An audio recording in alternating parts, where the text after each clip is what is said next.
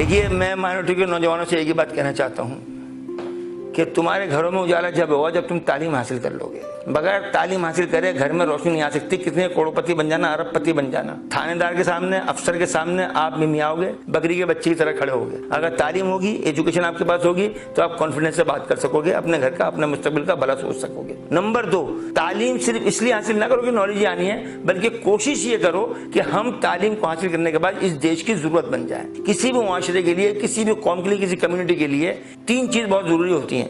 वो देश का हिस्सा बने, देश की तरक्की के हिस्सेदार बने और देश की जरूरत बने। ये 3 चीज के पास होंगी, उसका देश में कोई बुरी से बुरी ताकत, बड़ी से बड़ी फासिद ताकत भी उसका कुछ बिगाड़ नहीं सकती। क्यों? देश चलता है 3 चीजों से। सबसे पहले मुहाफिज, पुलिस में हो या मिलिट्री में हो या फौज में हो, मुहाफिज से देश बनता है। नंबर 2, ब्यूरोक्रेसी, जो प्लानिंग होती है, सिस्टम प्लानिंग करते हैं, देश को बनाते हैं, देश को चलाते हैं, उस प्लानिंग का एक हिस्सा होता है सारी ब्यूरोक्रेसी और उसको चलाती है। नंबर 3, फाइनेंशियल सिचुएशन, जब फाइनेंशियल कैडर देश में मजबूत होता है तो किसी भीख मांगने की जरूरत नहीं पड़ती। वो देश में टैक्स देने वाला होता है, टैक्स दहिंदा होता है, मालिक होता है वो। ये 3 चीजें देश की पावर होती हैं। तुम्हें ये सोचना है कि इन तीनों में से तुम कहाँ हो। क्या तुम इन तीनों जगह पर इसमें हो? अगर तुम इस देश की जरूरत नहीं हो इन तीनों चीजों में, तो फिर देश में तुम भिखारी हो, मांगने वाले हो। और मांगने वाले को इज्जत नहीं मिलती, एहतराम नहीं मिलता, फिर उस पर 100 मुसीबतें आती हैं, लोग उस पर एहसान करते हैं। तो मैं माओ बहनों से मैं दरखास्त करूंगा कि आप अपने बच्चों को पढ़ाएं, इस नाते पढ़ाएं कि इसे कहीं ना कहीं पहुंचाना, किसी ना किसी जगह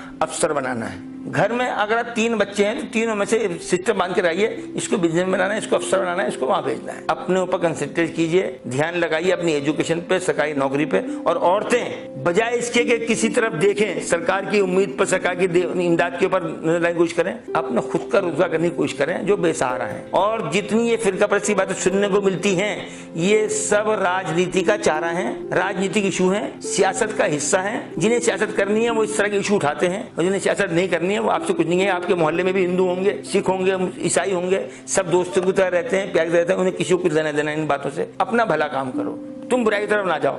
तुम अपने घर में देखो तुम्हारा बच्चों को नशे में ना हो, कोई जुआरी ना हो, गलत धंधा करने वाला ना हो, गलत लोगों की सोसाइटी में ना हो, गलत लोगों की उसकी दोस्ती ना हो। इतना ध्यान रखो अपने घरों में, हमारा बच्चे की सोसाइटी गलत ना हो, दोस्त गलत ना हो, कैरेक्टर गलत ना हो, नशे का आदी ना हो, बीमार नजर ना आता हो। ये सब चीजें तुम्हें देखने की है। इस पर तवज्जो दोगे तो इस देश में तुम नाम भी कमाओगे, इज्जत भी कमाओगे, कोई तुम्हारा कुछ बिगाड़ नहीं पाएगा।